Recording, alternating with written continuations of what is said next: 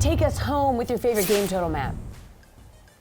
So I do like this game for the over. Also, it kind of aligns with everything that I've said so far. But there is another one where I like the under, and that's the Coors Field game in the afternoon. So that total is at 12 right now, and I do think that there's a good chance. We don't know the lineups for these teams yet. I do think there's a good chance that we see some regulars take the day off. This is a day game after a night game. Two teams not in contention anymore.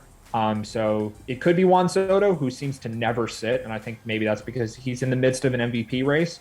But maybe Trevor Story gets the day off. Maybe some other regulars don't play.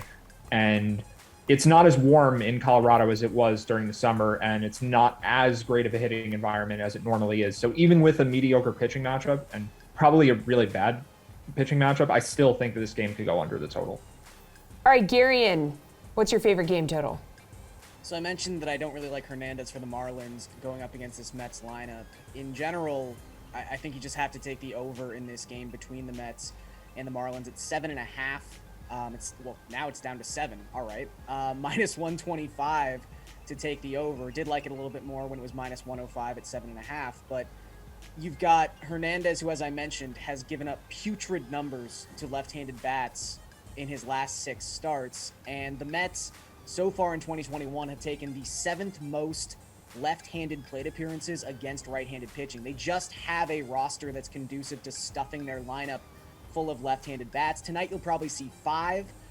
Whether or not Dominic Smith finds his way into the lineup, it could be a 6th, but probably you're going to get Nimmo, you're going to get Lindor, you're going to get Conforto, you're going to get VR, and you're going to get McNeil. So 5 of their 8 position players are going to be left-handed.